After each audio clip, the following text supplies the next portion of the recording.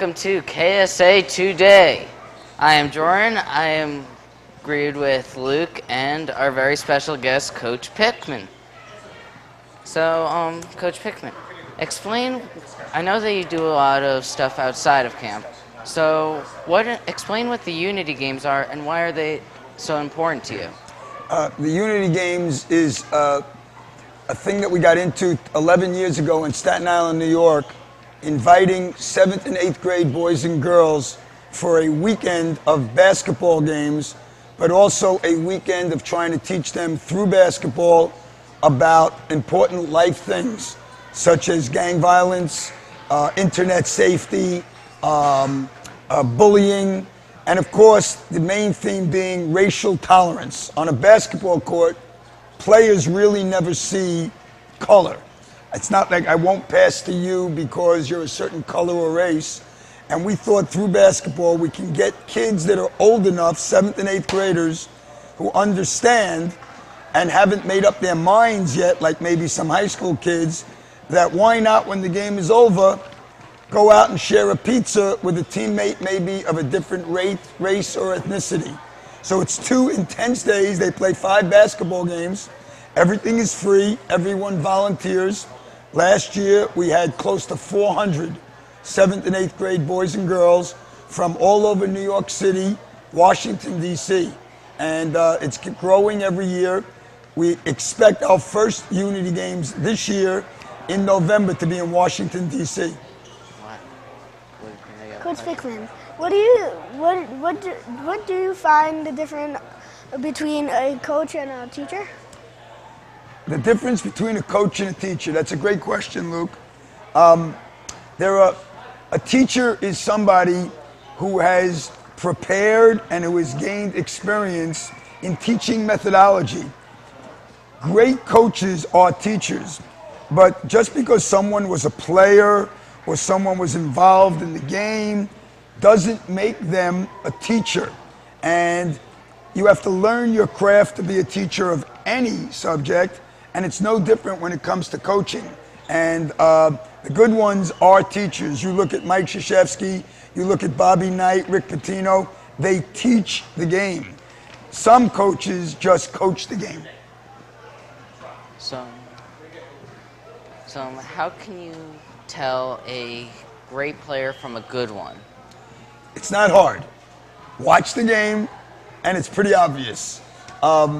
Great players do more than what the average fan thinks a player should do.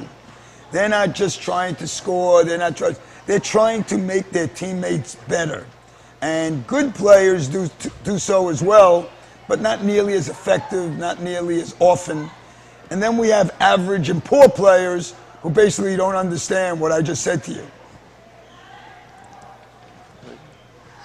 Coach Pickman, how challenging is it to running a basketball camp for over 150 kids? I've been in basketball camps for a long time, and the opportunity to sort of run my own camp the way I think a camp should be run is very exciting. And this is the 3rd year that we're here. It's growing every year. The games have been great. The kids have been great.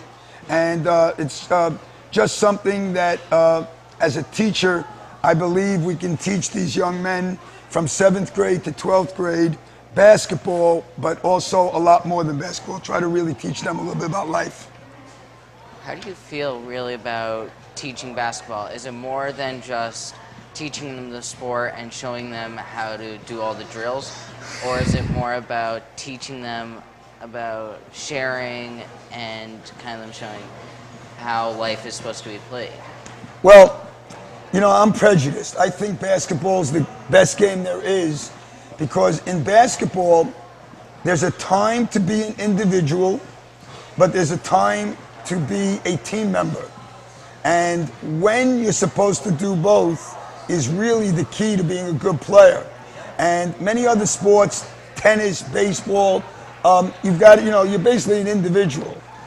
Football might be the closest sport to basketball. I never really knew that until I started to follow my son-in-law's college teams, how in football, it's really how, if I do my job and you do your job, then we're going to have a good team. Well, it's very similar in basketball. But the good players know when to sort of be an individual, and they know when that they have to give up and be unselfish and play within the team frame. So to get to the actual game of basketball, the three-point line was put in what seems like not that long ago. Or a long time ago. Well, it was put in the year that I got out of college basketball coaching, which I think was 1984. So we are talking about almost 30 years.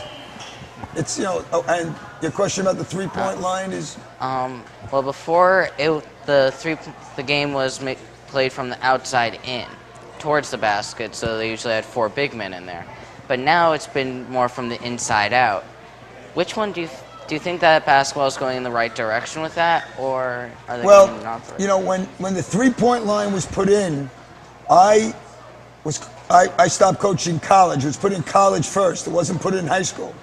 And I said that if I was still coaching, we would not take any threes. I was wrong. Okay? Good teams take a lot of threes. And if you know about percentages, for every 3 threes that you make, if you make 1, that's 33%. You have to make more than 1 out of 2 twos to balance it out. So when they're good shots, it really is an important shot in the game. But still, it's the furthest shot away from the basket. And if you're only taking threes and not going inside too, it's pretty tough to win. You have to do both. All right. And how do you feel about the center, how it's kind of become an irrelevant position because of the three-point line being there, and there's not that many plays being put in? Well, I don't know. I think if you ask Tim Duncan if the center position has become irrelevant, most of the teams in the NBA would tell you they don't want to play against the Spurs because he's such a great center. But centers have become, you can be a good center, but you've got today to be more than just a center.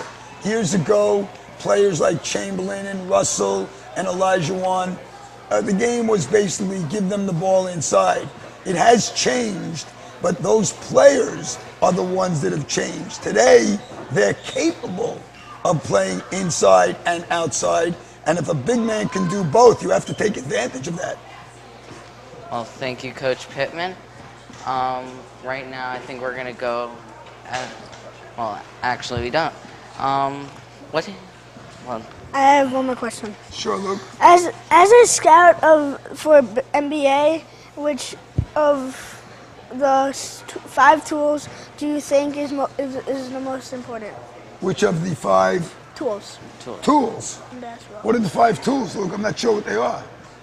Rebounding, shooting, dribbling, passing, and I'm not sure myself. Defense. But defense is a skill. Okay, and defense. If a team, why did the Miami Heat win 2 championships in a row? Because of defense. Because they were a great defensive team. If you're not a great defensive team, you cannot win championships. You can't. All right. Well, thanks, Coach Pittman. My pleasure, gentlemen. So now we're going to be going out to the Kutcher's cast.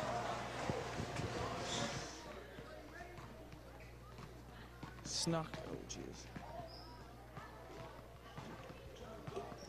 Hello and welcome in to your. Hello, I'm John Hannon. Welcome into your Kutcher's cast. Today on the KSA courts in the older kids NBA division, the Clippers snuck by the Nets 36-35. The Warriors beat the Spurs 46-35. The Knicks beat the Bulls 62-51. In the younger kids NCAA division, UNC beat Wichita State 68-41, and Kentucky beat Louisville 52-42.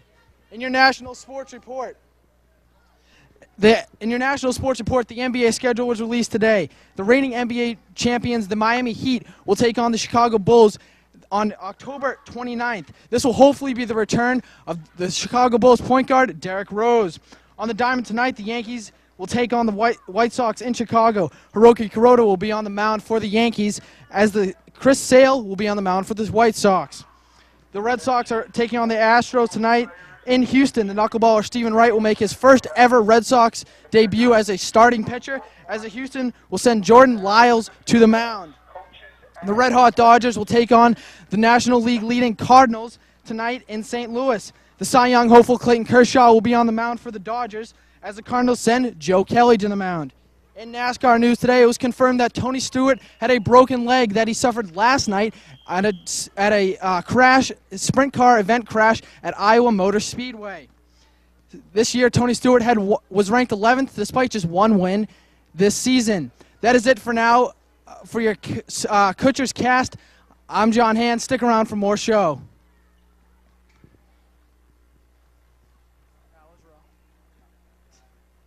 Jaden, this is KSA TV. Ow. I'm Drew, and you're watching KSA Today. Hi, I'm Helen, and this is KSA Today. I'm Karina, and this is KSA Today. I'm Effie, and I'm watching KSA TV. I'm Emma, I'm Michaela. and we're watching KSA TV. I'm Mark, and you're watching KSA TV. Hi, I'm Caroline, and you're watching KSA TV. I'm Becca. I'm Haley. I'm Danny. And you're watching KSA.